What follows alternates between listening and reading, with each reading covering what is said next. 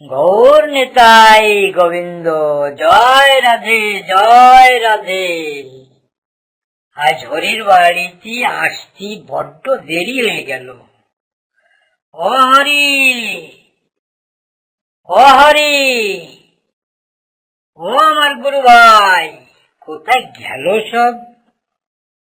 ও অন্নপূর্ণা মা, কেউরি দেখতেছি না যে। ও বৈরাগী ঠাকুর, জয় রাধে জয় রাধে। কেমন আছেন? কেউরি খুঁজে পাচ্ছেন না? পাবেন কি ওই রে? মা, চার ছেলে সব এক জায়গায় আছে। গতকাল পিছনে আটচালার ঘরের চাল ছাইছে। তপেনের মা আর এক বিটিরে ডাকিছে এই ঘরের দুয়া ঠিক করার জন্য। অন্নপূর্ণা তাকে কাজ বুঝাই দিচ্ছে। আপনার ডাক শুনিয়ে আমারে পাঠাই দিল। আপনি বারান্দায় উঠে বসেন। কৃষ্ণ কাজে হাত লাগাইছে। আপনার ডাক শুনে হরি দৌড়ে আসতে গেছিল। ওর মা বলল, বাইরে সাইডে যাসনি, একটু দাঁড়া বাবা, আমরা সবাই একসাথে যাচ্ছি। ও তারই জন্য কেউরি দেখতে পাচ্ছিলাম না। তা তরুলতা মা, তুমি কেমন আছো? তোমারে এবারই এখন বেশি দেখি না যে। আমি এখন সেইজদার বাসায় বেশি থাকি। অন্নপূর্ণা এই বাড়ির সংসার যত সুন্দরভাবে গুছাই নিয়েছে, সেইজদার বউ তেমন ভাবে পারিনি। এদিকে মেজদা ভাইয়ের বউ আবার সংসারের বিষয় খুব ভালো জানে। হরি সবার জন্য আমি কয়েকদিন এহেনেই থাকবানি। আচ্ছা, একটা কথা বৈরাগী ঠাকুর, আমি এখন হাঁটতে গেলি হাঁটুতে বেশ ব্যথা পড়ে। আমার হাঁটুর কষ্ট দেখে হরি বাগানের কি যেন গাছের পাতা আনি ভালো করে দইলে দিল হাঁটুটি। আজ ব্যথাটা তেমন কষ্ট দিচ্ছে না। আজ সকালে ওরে জিজ্ঞেস করলাম, ও হরি, তুমি কি করে জানলে এই গাছের পাতাটি ব্যথা কমে?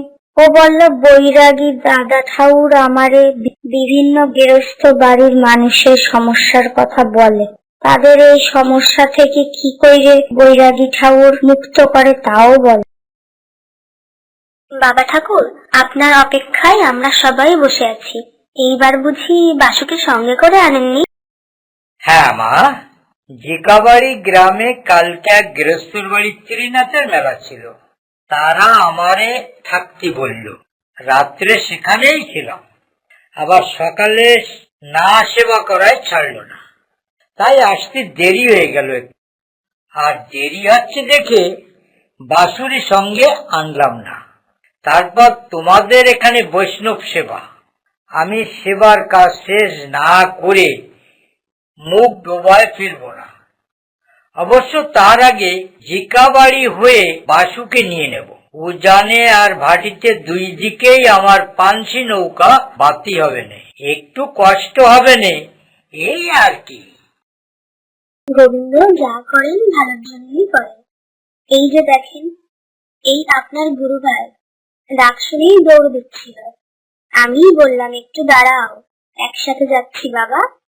কাজ সেরে আসার সময় বৈষ্ণবকে নিয়ে কৃষ্ণ পুকুরে চান করতে গেছে।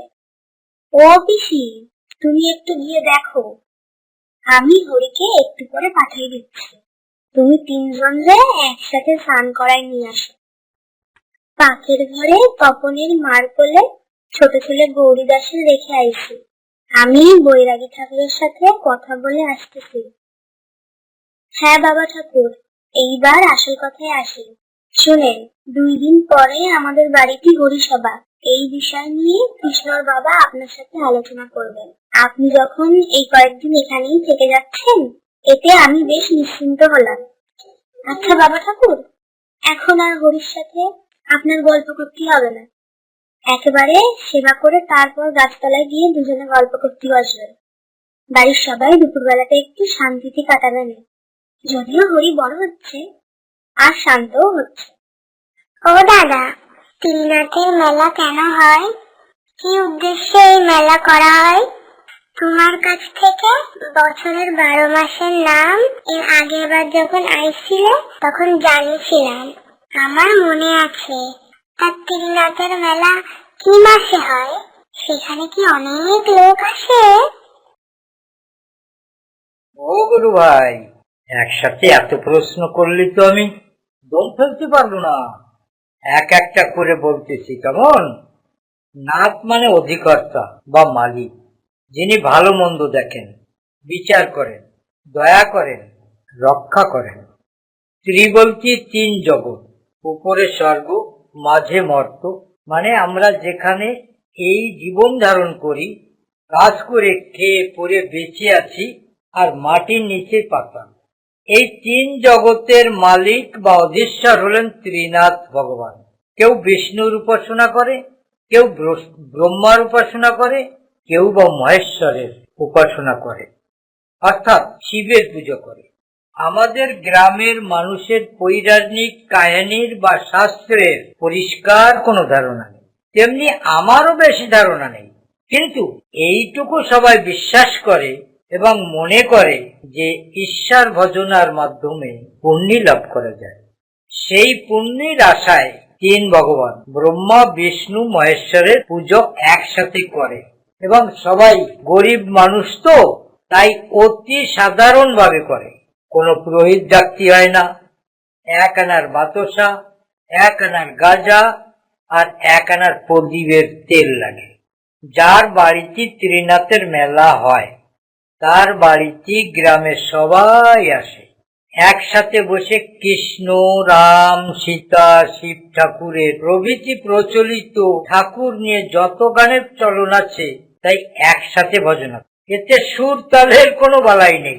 যে যেরকম পারে সে সেই রকম সুরেই হোক আর বেসুরেই হোক, তা নিয়ে কোনো মাথা ব্যথা কারো নেই।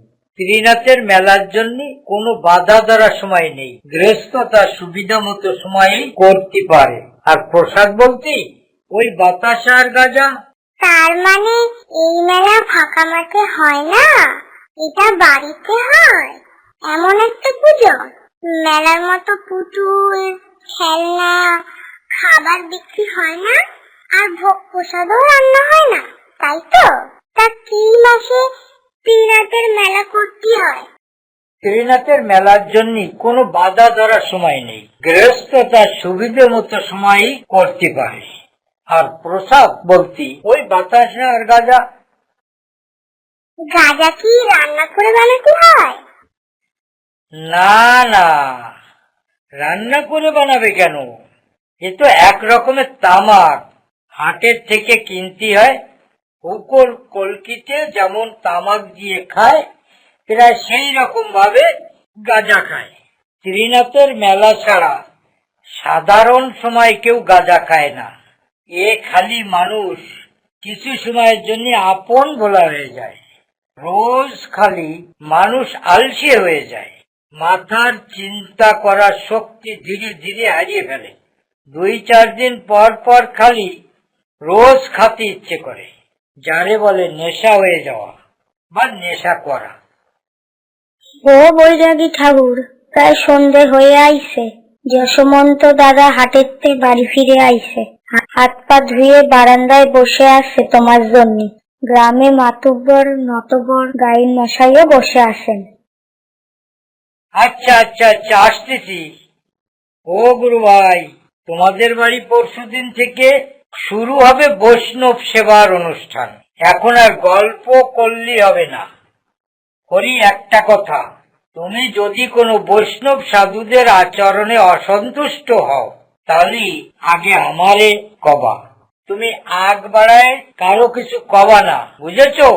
চলো এখন উঠি। জয় রাধে, জয় রাধে। ও রামকান্ত বৈরাগী গোসাই, কেমন আছেন? শান্তির সন্ধ্যায় যখন অন্ধকার ঘিরে, তখন তোমার কৃপায় আলোর দীপ জ্বলে। জয় রাধে, জয় রাধে। হ্যাঁ মাতব্বর মশাই, আপনাদের আশীর্বাদে এবং গৌর গোবিন্দর কৃপায় ভালোই আছি। আপনি এসে বসে রয়েছেন আর আমি অন্য জায়গায় গল্প করতেছিলাম।